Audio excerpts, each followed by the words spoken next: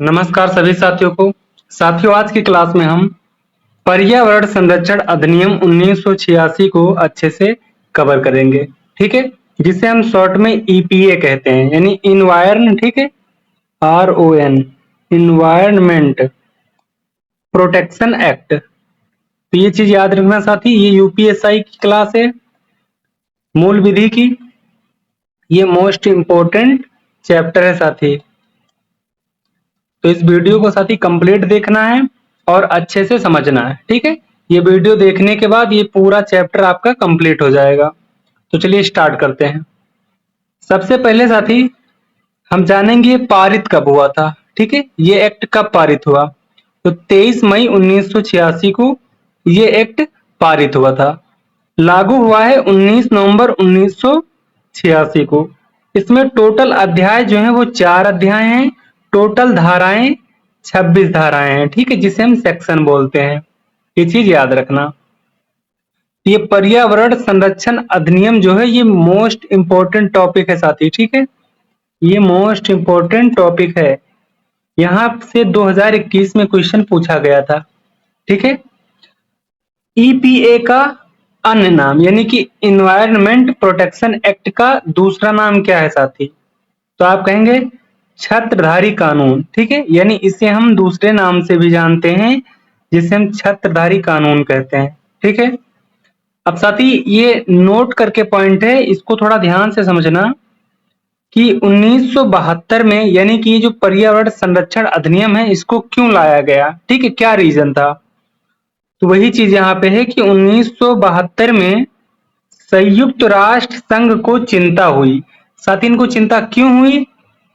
क्योंकि भारत जो है साथी वो संयुक्त राष्ट्र संघ का सदस्य देश है। ठीक है, इसलिए इनको चिंता हुई। इसीलिए पर्यावरण का संरक्षण सुधार से संबंधित यूएन ने यानी कि संयुक्त राष्ट्र संघ ने स्टॉकहोम यानी कि स्वीडन में सम्मेलन किया। ठीक है, एक सम्मेलन किया है इन्होंने, वो कहां पे? स्टॉकहोम में। ठीक है, इन्होंने सम्मेलन किया। फिर वहां पे जो निर्णय आया वो निर्णय क्या आया कि अपने देशों में पर्यावरण से रिलेटेड कानून बनाएं। ठीक है, इसीलिए अपने देश में पर्यावरण संरक्षण अधिनियम 1986 कानून बनाया गया। ठीक है साथी, तो साथी ये आपको समझ में आया या नहीं ये कमेंट करके जरूर बताना। ठीक है, चलिए आगे समझते हैं। संविधान में साथी ये पॉइंट है कि संविधान में पर्यावरण से संबंधित आर्टिकल यानी जो संविधान से संबंधित आर्टिकल हैं, जो संविधान में आर्टिकल हैं वो पर्यावरण से संबंधित हैं।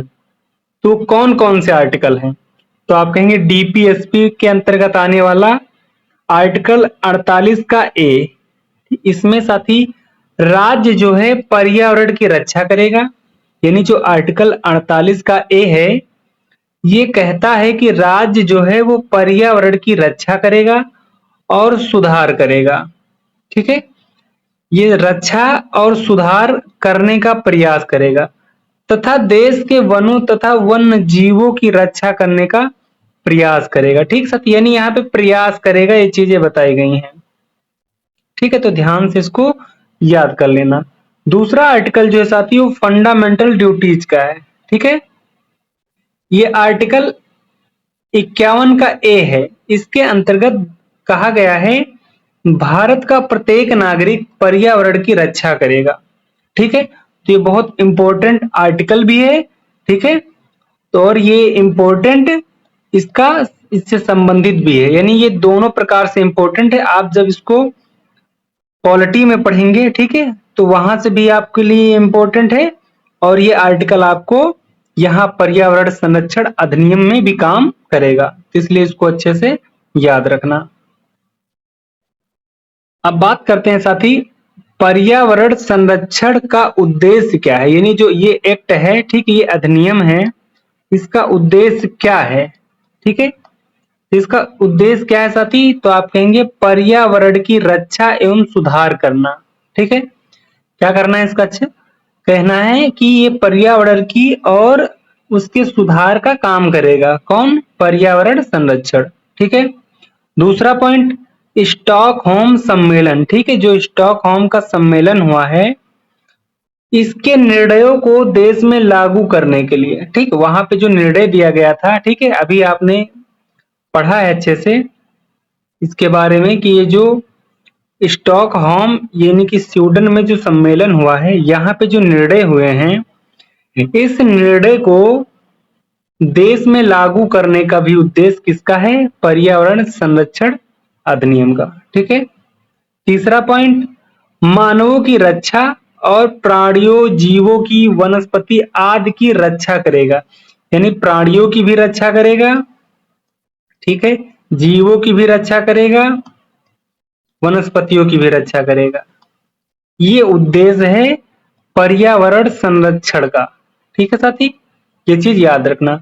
तो साथी कुछ ये सारे इंपॉर्टेंट फैक्ट थे, ठीक है, इंपॉर्टेंट फैक्ट कहते हैं इसको, ये इंपॉर्टेंट फैक्ट थे, इसके बारे में पता हो गया साथी अच्छे से। अब इसमें 26 धाराएं हैं साथी, इन सभी धाराओं को एक एक हम पढ़ते हैं अच्छे से। तो वीडियो में साथी लास्ट तक बने रहना और चैनल पे अगर नए हैं साथी तो सब्सक्राइब कर लेना, ठीक है। ऐसी ही सीरीज आपको साथी मिलती रहेगी और एग्जाम से पहले ये मूल विधि कंप्लीट हो जाएगी साथी। अब बात करेंगे साथी सेक्शन 1 की, यानी धारा 1, ठीक है, एस का मतलब सेक्शन यानी धारा 1। धारा 1 में साथी संक्षिप्त नाम की बात की गई है, यानी इसका संक्षिप्त नाम क्या होगा? तो साथी इसका संक्षिप्त नाम यही है, ठीक है, पर्यावरण संरक्षण अधिनियम 1986, ठीक है, ये संक्षिप्त नाम हो गया। विस्तार की बात की गई है तो साथी इसका विस्तार जो है संपूर्ण भारत पर, ठीक है, संपूर्ण भारत पर।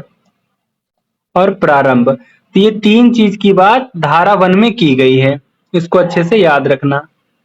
धारा 2 जो है साथी, धारा 2 में साथी परिभाषा की बात की गई है। ये परिभाषा साथी एक्ट की है, ठीक है, एक्ट की है, यानी कि अगर इन फ्यूचर साथी इस एक्ट में कोई भी परिभाषा जोड़ी जाती है, ठीक है, वो इसी धारा के 2 में आएगी, ठीक है, ये चीज याद रखना।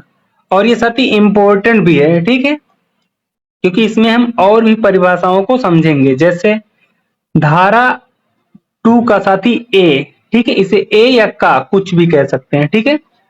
तो धारा 2 का जो साथी इसमें बताया गया है पर्यावरण की परिभाषा, ठीक है, यानी हम पर्यावरण किसे कहेंगे, ठीक है, तो पर्यावरण की परिभाषा बताई गई है, यानी कि जल, वायु, भूमि, मानव, जीवित प्राणी, पौधे, संपत्ति, सूक्ष्म जीव आदि के अंतर संबंध को, ठीक है साथी, ये चीज याद रखना, आदि के अंतर संबंध को ही पर्यावरण कहते हैं, ठीक है। बहुत सिंपल परिभाषा है साथी, इसको अच्छे से याद कर लेना, ये सीधा एग्जाम में पूछा जाएगा, ठीक है, कि पर्यावरण की परिभाषा किस धारा में है, ठीक है, इस एक्ट से संबंधित, तो आपको बताना होगा कि धारा 2 के ए में।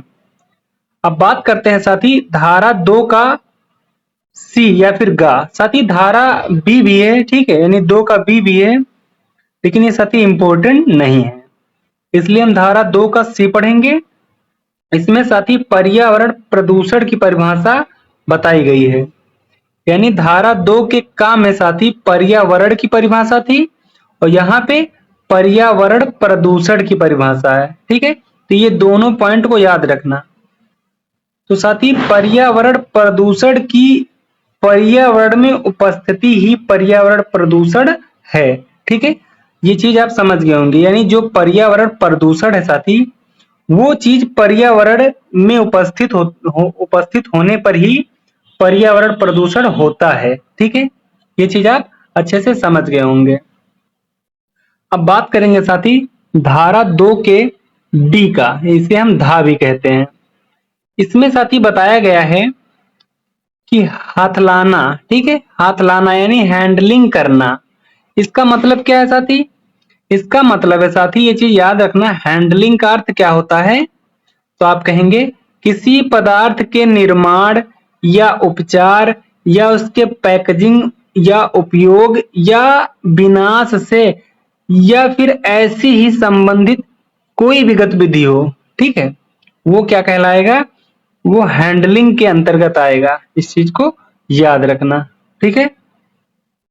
अब धारा 2 का यानी सेक्शन 2 जो है साथी, ये इंपॉर्टेंट है, इस चीज को याद रखना, ठीक है। इसमें परिसंकटमय पदार्थ की बात की गई है, ठीक है। परिसंकटमय पदार्थ की बात की गई, इस चीज को ध्यान रखना।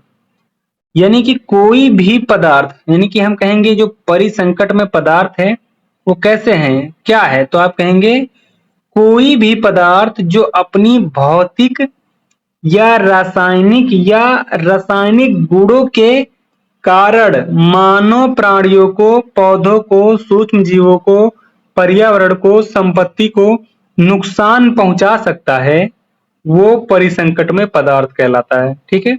वो परिसंकटमय पदार्थ होता है, परिसंकटमय पदार्थ होता है। तो इसके बारे में साथी सिंपल से आप समझ गए होंगे अच्छे से। ये धारा 2 में आता है, इससे संबंधित धारा पूछा जाएगा साथी, ये चीज याद रखना, ठीक है। आपसे पूछा जाएगा कि परिसंकटमय पदार्थ जो है वो ईपीए के किस धारा से संबंधित है, ठीक है। तो आपको बताना पड़ेगा धारा 2 का डा या फिर ई, इस चीज को याद रखना। और साथ ही इसी धारा में, यानी कि जैसे ये सारी जो चीजें हो रही हैं प्रदूषण, इनको कंट्रोल करने के लिए, इनको नियंत्रित करने के लिए एक बोर्ड की स्थापना की गई, ठीक है। तो उसको हम इसी धारा के अंतर्गत पढ़ते हैं। तो बोर्ड कौन सा है, तो आप कहेंगे केंद्रीय प्रदूषण नियंत्रण बोर्ड, ठीक है, जिसे हम सीपीसीबी कहते हैं शॉर्ट में, यानी सेंट्रल पोल्यूशन कंट्रोल बोर्ड होता है ये। तो केंद्रीय प्रदूषण नियंत्रण बोर्ड को हम पढ़ेंगे। इसकी स्थापना तो आप कहेंगे 1974 में हुई है, ठीक है। ये किसके अंतर्गत काम करता है ये नियंत्रण बोर्ड, तो आप कहेंगे मंत्रालय के, यानी पर्यावरण जो है, वन और जलवायु परिवर्तन जो है, ये सारी चीजें मंत्रालय के अंतर्गत काम करती हैं, ठीक है। ये भी याद रखना, क्वेश्चन बन सकता है। साथ ही इस जो नियंत्रण बोर्ड है, यहाँ पे टोटल सदस्य कितने होते हैं, तो आप कहेंगे टोटल सदस्य साथी 17 होते हैं, ठीक है। टोटल सदस्य 17 होते हैं, जिनमें एक चेयरमैन होते हैं, 16 अन्य सदस्य होते हैं, ठीक है। ये चीज याद रखना। इसकी विशेषता क्या है साथी, इस बोर्ड की विशेषता क्या है, तो आप कहेंगे पोल्यूशन को कंट्रोल करने के लिए सबसे बड़ी संस्था होती है ये, ठीक है। तो ये भी साथी अच्छे से याद रखना। अब साथी धारा 2 तक हमने अच्छे से पढ़ा है। अब धारा 3 से साथी जो 6 है, धारा 3 से 6, यहाँ पर केंद्र सरकार की शक्तियों के बारे में बताया गया है, ठीक है। 3 से लेकर 6 तक यानी केंद्र सरकार की शक्तियों से संबंधित धारा है। तो ये साथी पहली धारा मोस्ट इंपोर्टेंट है, धारा 3। इसमें साथी केंद्र सरकार इस एक्ट के अंतर्गत प्राप्त शक्तियों तथा कर्तव्यों को करने के लिए प्राधिकरण की स्थापना कर सकती है। यानी धारा 3 में बताया गया है कि केंद्र सरकार इस एक्ट के अंतर्गत अपनी शक्तियों व कर्तव्यों के लिए कोई भी प्राधिकरण की स्थापना कर सकता है, ठीक है। ये मोस्ट इंपोर्टेंट साथी आप देख सकते हैं, इंपोर्टेंट मोस्ट इंपोर्टेंट याद रखना। एनजीटी, ठीक है, एनजीटी ये एक प्राधिकरण है, यानी कि सेक्शन, यानी जो धारा 3 है इसी के अंतर्गत एनजीटी की स्थापना की गई है, जिसे हम नेशनल ग्रीन ट्रिब्यूनल यानी कि राष्ट्रीय हरित प्राधिकरण कहते हैं, ठीक है। इसकी स्थापना की गई है ईपीए यानी इस एक्ट के अंतर्गत, जिसे हम क्या कहते हैं, पर्यावरण संरक्षण अधिनियम, ठीक है, यानी इन्वायरमेंट प्रोटेक्शन एक्ट। तो इस ईपीए की धारा 3 के अंतर्गत 2010 में इसकी स्थापना की गई है। तो क्वेश्चन बन सकता है कि एनजीटी की स्थापना कब की गई है, तो 2010 आप ये याद रखना। आपसे धारा भी पूछा जा सकता है, तो ये चीज याद रखना कि जो प्राधिकरण की स्थापना है साथी, उसकी जो शक्ति है वो धारा 3 में ही बताया गया है, ठीक है, ये चीज याद रखना।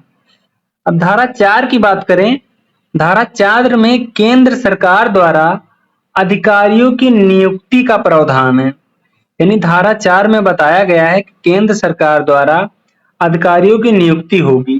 ठीक है, तो धारा 4 भी याद रखना। अब साथ ही धारा 5 की बात करेंगे। केंद्र सरकार द्वारा निर्देश देने की शक्ति से संबंधित है। यानी जो केंद्र सरकार है वो निर्देश दे सकती है। निर्देश अर्थात आदेश भी कह सकते हैं आप। ठीक है, वो आदेश दे सकती है।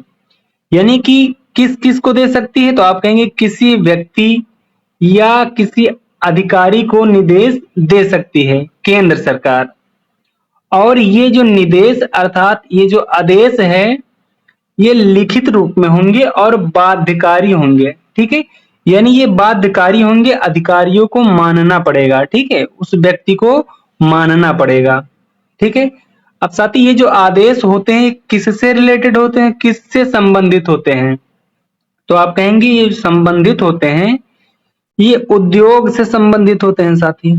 उद्योग अर्थात का मतलब कि उद्योग बंद करने से संबंधित या रेगुलेट करने के लिए कह सकते हैं। ये जो उद्योग होता है, ठीक है, तो केंद्र सरकार इसे बंद करने के लिए आदेश या निर्देश दे सकती है। ठीक है, इसी प्रकार से बिजली या पानी या अन्य कोई सेवा है उसे भी बंद करने का आदेश या निर्देश दे सकती है।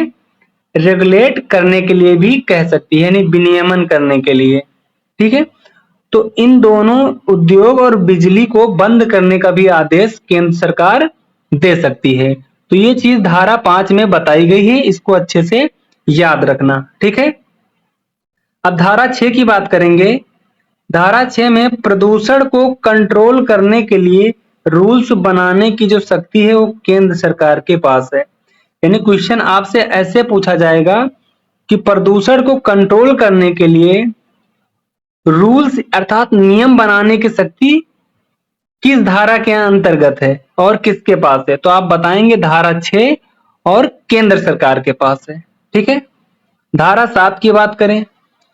धारा 7 में साथी पर्यावरण प्रदूषण के उत्सर्जन की मनाही से रिलेटेड है। यानी ये जो धारा 7 है इसमें ये चीज बताया गया है कि जो पर्यावरण प्रदूषण है साथी, ये जो प्रदूषण है, ठीक है, ये जो प्रदूषण है, ठीक है, इसको साथी एक लिमिट में करना होगा। ठीक है, यानी मानक से ज्यादा पर्यावरण प्रदूषण नहीं कर सकते हैं। ठीक है, तो ये चीज बताया गया है कि कोई व्यक्ति या उद्योग, ठीक है, मानक से ज्यादा पर्यावरण प्रदूषण का उत्सर्जन नहीं करेगा। ठीक है, यहाँ पे साफ साफ मना किया गया है कि मानक से ज्यादा प्रदूषण आप नहीं करेंगे, उसका उत्सर्जन आप नहीं करेंगे। ठीक है, ये धारा 7 में अच्छे से बताया गया है। धारा 8 में साथी परिसंकट में पदार्थ के साथ काम कर रहा है तो सेफ्टी का ध्यान रखना जरूरी है। यानी धारा 8 में बताया गया है यदि कोई फैक्ट्री है साथी, ठीक है, कोई फैक्ट्री है या कोई व्यक्ति है, ठीक है, जो परिसंकट में पदार्थ के साथ काम कर रहा है तो सेफ्टी का ध्यान रखना जरूरी है। ठीक है, यानी सेफ्टी का ध्यान रखे वो, तब ऐसे पदार्थों के साथ काम करे। ठीक है, यानी आपको सीधा बताया गया है कि वो सेफ्टी का ध्यान रखे। तो ये धारा 8 के अंतर्गत आता है। इन सभी धाराओं को साथी याद रखना। ठीक है, इसका पीडीएफ साथी आपको टेलीग्राम पे मिल गया है। ठीक है, टेलीग्राम पे हमने इसका पीडीएफ अपलोड कर दिया है सुंदर एग्जाम क्रैकर पे। ठीक है, सुंदर एग्जाम क्रैकर पे टेलीग्राम पे हमने अपलोड कर दिया है, आप वहां से नोट्स पढ़ सकते हैं। धारा 9 की बात करें साथी, तो इसमें जानकारी का प्राधिकरणों एवं अभिकरणों को दिया जाना, यानी एजेंसियों को दिया जाना, यानी आप जानकारी देंगे। ठीक है, जैसे कोई घटना हो जाती है, ठीक है, तो आप क्या करेंगे, किसी प्राधिकरणों को, यानी जो वहां का प्राधिकारी होगी, यानी कि जो सेक्शन 3 है साथी, धारा 3 है, यहाँ से जो केंद्र सरकार स्थापना कर सकती है। ठीक है, अभी आपने पढ़ा है प्राधिकारी को, ठीक है, प्राधिकरण को या फिर प्राधिकारी को। ठीक है, आप कहेंगे इनकी स्थापना करते हैं तो आप उनको जाकर के यहाँ पे बताएंगे।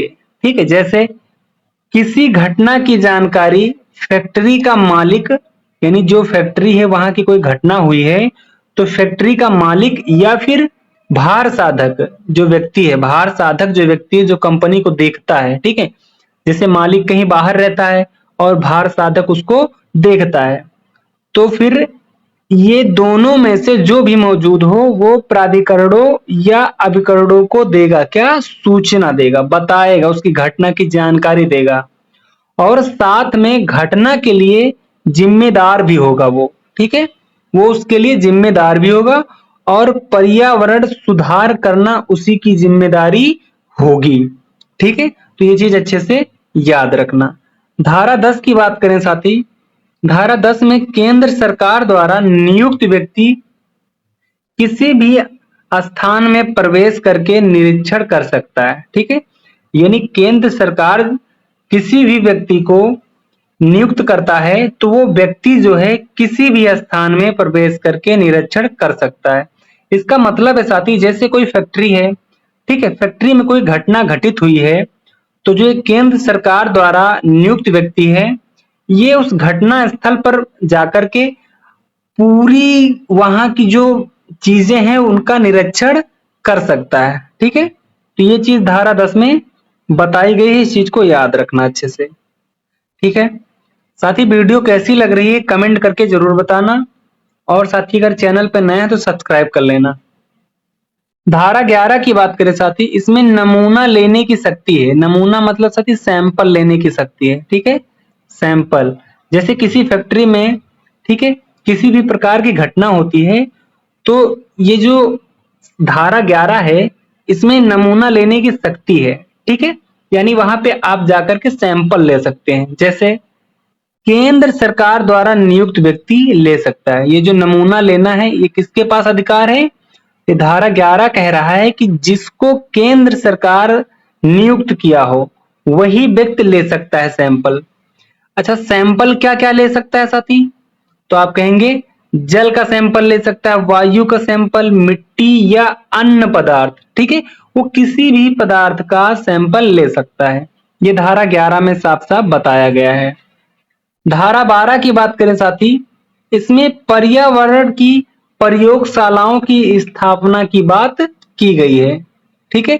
तो धारा जो 12 इसको याद रखना, इसमें पर्यावरण प्रयोगशालाओं की स्थापना की बात की गई है, ठीक है।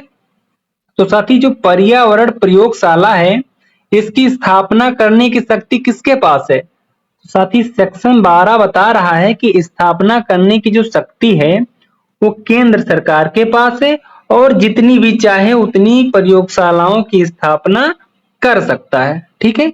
ये साथी जो स्थापना है, ठीक है, ये जो पर्यावरण प्रयोगशाला की स्थापना है ये साथी धारा 12 के 1 के अंतर्गत रखा गया है, ठीक है, यानी जो स्थापना होती है वो धारा 12 के 1 के अंतर्गत रखा गया है। तो साथी ये भी एक प्रकार से इंपॉर्टेंट है, ठीक है, इसको अच्छे से याद रखना। अब बात करते हैं साथी धारा 13 की। धारा 13 जो है साथी मोस्ट इंपोर्टेंट है। इसमें सरकारी विश्लेषक की बात की गई है, ठीक है, सरकारी विश्लेषक की बात की गई धारा 13 में, जो कि इंपॉर्टेंट है आपके एग्जाम के लिए, ठीक है, इंपॉर्टेंट है, इस चीज को याद रखना। तो सरकारी विश्लेषण का मतलब क्या है साथी? यानी नमूनों की जांच करने के लिए सरकार सरकारी विश्लेषकों की नियुक्ति कर सकते हैं। यानी जो विश्लेषक होते हैं इनकी नियुक्ति सरकार कर सकती है, ठीक है, किस चीज के लिए? वो जो सैंपल है उस सैंपल की जांच के लिए, ठीक है, जो सैंपल लिया गया है उस सैंपल की जांच के लिए। तो ये सेक्शन 13 ये चीज बताता है जो कि मोस्ट इंपोर्टेंट है, याद रखना। सेक्शन 14 साथी ये सरकारी विश्लेषकों की रिपोर्ट से संबंधित है, ठीक है, ये जो यहाँ पे धारा 13 में विश्लेषक की नियुक्ति की है केंद्र सरकार ने, ठीक है, तो ये धारा 14 में इन्हीं के बारे में बात की गई है कि सरकारी विश्लेषकों की रिपोर्ट, ठीक है। धारा 15 की बात करें साथी, जो कि इंपॉर्टेंट है आपके लिए, ठीक है, इंपॉर्टेंट है। धारा 15 में साथी दंड का प्रावधान किया गया है, ठीक है, दंड का प्रावधान किया गया है। अर्थात इस एक्ट के प्रावधानों का उल्लंघन करने पर, ठीक है, ये जो ईपीईए है, ईपीए, ठीक है, इस एक्ट का उल्लंघन करने पर आपको दंड मिलेगा। ठीक है, वो दंड क्या होगा? आपको 5 वर्ष तक की जेल मिलेगी। ठीक है, 5 वर्ष तक की सजा आपको मिल सकती है। दूसरा, आपको जुर्माना देना होगा जो 100 के होगा। ठीक है साथी, 100 के, इस चीज को याद रखना, यानी आपको 100 के भी जुर्माना देना पड़ेगा। उसके बाद भी साथी यदि आप नहीं सुधरते हैं, आप वो चीजें नहीं बंद करते हैं, उसका उल्लंघन करते हैं आप, ठीक है, तो आगे बताया गया है यदि उल्लंघन जारी रखता है तो उसको दंड हो दिया जाएगा कितना, यानी उसको जुर्माना देना होगा 5,000 प्रतिदिन। ठीक है, यानी यहां पर अगर वो रुक नहीं रहा है और वो उल्लंघन कर रहा है, ठीक है, तो उसे जो जुर्माना देना होगा 5,000 प्रतिदिन होगा। यानी मान लो यहाँ पे इस एक्ट के प्रावधान का उल्लंघन करने पर उसे दंड दिया गया, ठीक, उसने जुर्माना इतना 100 के दे दिया, उसके बाद भी वो नहीं मान रहा है, ठीक है, तो इसीलिए बताया गया है यदि उल्लंघन जारी रखता है तो उसे 5,000 प्रतिदिन देना होगा। ठीक है, फिर भी इसके बाद भी अगर वो नहीं मानता है तो कहा गया है आगे कि दोष सिद्ध के 1 साल के भीतर, यानी जो दोष उनका सिद्ध हो गया, ठीक है, जो भी व्यक्ति है, ठीक है, या फिर उद्योगपति है या फिर फैक्ट्री का मालिक है, ठीक है, उसका अगर दोष सिद्ध हो गया साथी 1 साल के भीतर, ठीक है, उसके बाद वो फिर पकड़ा गया है, ठीक है, यानी दोष सिद्ध होने के बाद वो फिर पकड़ा गया है तो उसे 7 साल की जेल होगी साथी। ठीक है, ये पॉइंट काफी इंपॉर्टेंट है, इनको याद रखना। ठीक है, यानी ये धारा 15 जो है मोस्ट इंपॉर्टेंट है। इंपॉर्टेंट साथी धारा 16 भी है, कंपनियों द्वारा अपराध। ठीक है, जो कंपनी होती है उनके द्वारा जो अपराध होता है तो दोषी कौन होगा ये चीज बताया गया। कंपनी अर्थात आप फैक्ट्री कह सकते हैं साथी। ठीक है, फैक्ट्री। तो साथी यदि कंपनी अपराध करती है, ठीक है, जो कंपनी होती हैं यदि वो अपराध करती हैं तो दोषी होंगे, कौन दोषी होगा? कंपनी और जिम्मेदार व्यक्ति, ये दोनों दोषी होंगे, यानी जो कंपनी का मालिक है वो भी दोषी होगा और जो कंपनी को संभाल रहा होता है, ठीक है, जो जिम्मेदार व्यक्ति होता है वो भी दोषी होगा। ये चीज धारा 16 में बताया गया है। ठीक है, तो साथ ही आप देख सकते हैं कि पर्यावरण संरक्षण अधिनियम के लिए कितना सारा प्रावधान किया गया है। ठीक है, उसकी सुरक्षा को, उसके संरक्षण के लिए। साथ ही यहीं पे एक नोट करके याद रखना, नोट करके कि जिम्मेदार व्यक्ति जो है वो बच सकता है। ठीक है, ये जो जिम्मेदार व्यक्ति है यानी जो फैक्ट्री का, कंपनी का जो मालिक है, उसको छोड़ के जो कंपनी का जिम्मेदार व्यक्ति है वो बच सकता है। किस कंडीशन पे? तो आप कहेंगे यदि यह सिद्ध कर दे कि अपराध की जानकारी नहीं थी, यानी जो जिम्मेदार व्यक्ति है ये अगर सिद्ध कर दे कि इसको अपराध की जानकारी नहीं है, ठीक है, तो ये बच सकता है। दूसरा, रोकने का प्रयास बहुत किया हूं, यानी इसने रोकने का प्रयास बहुत किया और तब भी ये चीजें नहीं रुकी, ये चीज सिद्ध कर देता है, तब फिर ये बच सकता है। यानी साथी ये 2 पॉइंट जो हैं, ये दोनों पॉइंट साथी सिद्ध कर देगा ये जिम्मेदार व्यक्ति कोर्ट में। ठीक है, कोर्ट में, तो ये बच जाएगा, ये चीज याद रखना। अब साथी धारा 17 की बात करेंगे। धारा 17 में साथी सरकारी विभागों द्वारा अपराध की बात की गई है, यानी यहाँ पर यदि सरकारी विभाग के अपराध कर रहे हैं, ठीक है, यानी कि साथी आप देख सकते हैं कि पूरी तरह से जो धारा है हर चीज को कवर करती है। कोई भी व्यक्ति अपराध करेगा, हर चीज का प्रावधान इसमें किया गया है। ठीक है, अब यहाँ पे धारा 17 में भी प्रावधान किया गया है कि सरकारी विभागों द्वारा अगर अपराध हो रहा है, ठीक है, क्योंकि सरकारी विभाग के भी लोग ये अपराध कर सकते हैं, ठीक है, इसलिए उनके लिए भी यहाँ प्रावधान किया गया है। तो साथ ही दोषी जो होगा वो सरकारी विभाग का विभागाध्यक्ष होगा, यानी हेड ऑफ डायरेक्टर होगा, यानी जो विभाग है साथी, ठीक है, उस विभाग का जो अध्यक्ष होगा, ठीक है, जो अध्यक्ष होगा वो दोषी होगा। ठीक है, यदि सरकारी विभाग द्वारा अपराध हो रहा है तो इस विभाग का जो अध्यक्ष होगा वही दोषी होगा। ठीक है, और ये साथी बच भी सकता है, बच सकता है। ये कैसे? यदि ये अपराध की जानकारी नहीं थी, ये साबित कर दे, ये बोले कि मुझे अपराध की जानकारी नहीं थी, और या फिर दूसरा अपराध को रोकने का प्रयास किया लेकिन विफल रहा मैं। ये दो में से एक बात अगर उसने कोर्ट में सिद्ध कर दिया साथी, तो ये बच जाएगा। ठीक है, अगर नहीं सिद्ध कर पाया तो साथी इसको सजा होगी। ठीक है, ये दोषी मान लिया जाएगा, इस चीज को याद रखना। अब साथी धारा 18 जो है ये इंपॉर्टेंट नहीं है। ठीक है साथी, यहाँ पे जितने धाराओं के बारे में आपको बताया जा रहा है साथी, ये धारा अच्छे से पढ़ लेना, ये आपके एग्जाम के लिए मोस्ट इंपोर्टेंट धारा है साथी। अब धारा 19 की बात करेंगे। 19 में अपराधों का संज्ञान, यानी साथी अपराधों का संज्ञान कौन लेगा? आपने सुना होगा कि कभी कभी ऐसा होता है कि पुलिस ने संज्ञान ले लिया। आपने ऐसा सुना होगा कि हाँ पुलिस ने संज्ञान ले लिया, यानी कि जो साथी सुनवाई होती है वो सुनवाई की बात की गई है कि जो भी मान लो कोई अपराध हुआ है उसको संज्ञान में ले लिया पुलिस ने, यानी उसकी सुनवाई कर रहा है पुलिस। ठीक है, तो वही चीज यहाँ बताई गई है कि सुनवाई कौन कर सकता है।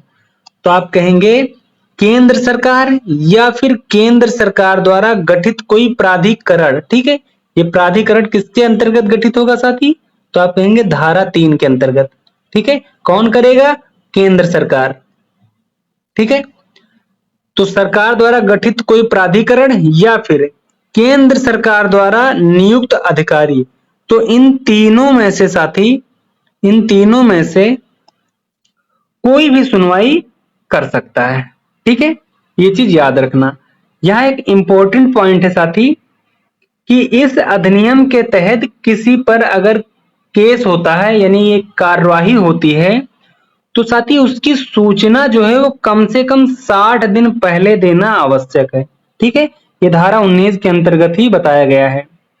बताया गया है कि यदि इस अधिनियम के तहत किसी पर केस या कार्यवाही की उस कार्यवाही होगी तो उसकी सूचना साथी जो है वो कम से कम 60 दिन पहले देना आवश्यक है। ठीक है, ये चीज याद रखना अच्छे से साथी। धारा 20 भी साथी इंपॉर्टेंट नहीं है। ठीक है, इसलिए हम धारा 21 की बात करेंगे जो कि मोस्ट इंपॉर्टेंट है। धारा 21 में साथी बताया गया है कि जो धारा 3 है, ठीक है, इसके तहत गठित जो प्राधिकरण है साथी, इसके जो सदस्य होंगे वो लोक सेवक माने जाएंगे। यानी आपने जाना कि जो प्राधिकरण है साथी, इनकी जो स्थापना होती है वो धारा 3 के अंतर्गत होती है। ठीक है, तो धारा 3 के अंतर्गत जो भी प्राधिकरण की स्थापना हुई है, उनके जो सदस्य हैं साथी, उनके बारे में धारा 21 बताती है कि वे सभी क्या होंगे? लोक सेवक माने जाएंगे। ठीक है, यानी वो सभी लोक सेवक होंगे, लोगों के सेवक होंगे, जनता के सेवक होंगे। ठीक है, ये धारा 21 हमें अच्छे से याद रखना है। धारा 22 की बात करें साथी, तो इस एक्ट के प्रावधानों के तहत कार्यवाही में सिविल कोर्ट को कोई अधिकार नहीं है। यानी जो ईपीए एक्ट है, ईपीए एक्ट है, ठीक है, इसके प्रावधानों के तहत साथी कार्यवाही के लिए सिविल कोर्ट में कोई अधिकार नहीं है। यानी सिविल कोर्ट जो है इसको कोई अधिकार नहीं है इस प्रावधान के तहत, इस एक्ट के प्रावधान के तहत। ठीक है, धारा 23 की बात करें, केंद्र सरकार द्वारा अपनी शक्तियों तथा कर्तव्यों का प्रतिनिधित्व दिया जाना। यानी जो केंद्र सरकार है ये अपनी शक्तियों और कर्तव्यों का प्रतिनिधित्व किसी को दे सकता है। ठीक है, तो ये किसको किसको दे सकती है? तो आप कहेंगे राज्य सरकार को दे सकती है और प्राधिकरण को। ठीक है, प्राधिकरण कौन? जो सेक्शन 3 धारा 3 के अंतर्गत स्थापित होती है। ठीक है, तो आप कहेंगे जरूरी लगने पर केंद्र सरकार अपनी शक्तियां तथा कर्तव्यों का प्रतिनिधित्व निम्नलिखित को दे सकती है। कौन कौन? राज्य सरकार को, प्राधिकरण को। ठीक है साथी, तो ये चीज भी अच्छे से याद रखना। धारा 24 इंपॉर्टेंट नहीं है साथी। धारा 25 की बात करें, नियम बनाने की शक्ति। धारा 25 में बताया गया है कि इस एक्ट से संबंधित नियम बनाने की शक्ति किसके पास है? तो केंद्र सरकार के पास है। इस चीज को याद रखना। ठीक है, इंपॉर्टेंट पॉइंट यहां एक जोड़ा गया है कि व्यथित व्यक्ति अपील कहां करेगा। ठीक है, यानी जो कंपनी है, कंपनी का कोई मालिक है, ठीक है, या फिर जो जिम्मेदार व्यक्ति है, वो क्या है, वो व्यथित व्यक्ति है, व्यथित व्यक्ति है, ठीक है। तो वो व्यक्ति अपील कहाँ करेगा? तो आप कहेंगे इस एक्ट के अंतर्गत परेशान व्यक्ति अपनी अपील एनजीटी या सरकार द्वारा बनाया गया प्राधिकरण में डाल सकता है, ठीक है। आप इसको ऐसे भी कह सकते हैं, जरूरी नहीं कि वही व्यक्ति व्यथित हो, क्या पता उस फैक्ट्री, जैसे मान लो कोई फैक्ट्री है, ठीक है, इस फैक्ट्री के चपेट में कोई व्यक्ति आ गए हैं, कोई मतलब बहुत सारे व्यक्ति आ गए होंगे, ठीक है, तो ये व्यक्ति क्या हो गए, व्यथित व्यक्ति हो गए, ठीक है, व्यथित व्यक्ति हो गए। तो ये व्यथित व्यक्ति के बारे में बताया गया है कि अपील कहाँ करेंगे, ठीक है। तो ये चीज याद रखना कि अपील कहाँ करेंगे, एनजीटी या सरकार द्वारा बनाया गया कोई प्राधिकरण में ये अपना अपील डाल सकते हैं, ठीक है। तो साथ ही धारा जो 26 है ये भी इंपॉर्टेंट नहीं है। तो साथ ही ये पूरे 26 धाराओं को हमने अच्छे से समझा है, जबकि ये मोस्ट इंपोर्टेंट है साथी। इसका नोट्स आपको टेलीग्राम पे मिल जाएगा, आप एक बार रिवीजन जरूर करना, ठीक है। बाकी चलिए मिलते हैं साथी अगली क्लास में एक नए टॉपिक के साथ। तब तक साथी आप कमेंट करके बताना कि साथी आपको क्लास कैसी लगी और अगला टॉपिक में क्या रखूं, ठीक है। चलिए मिलते हैं अगली क्लास में। जय हिंद, जय भारत।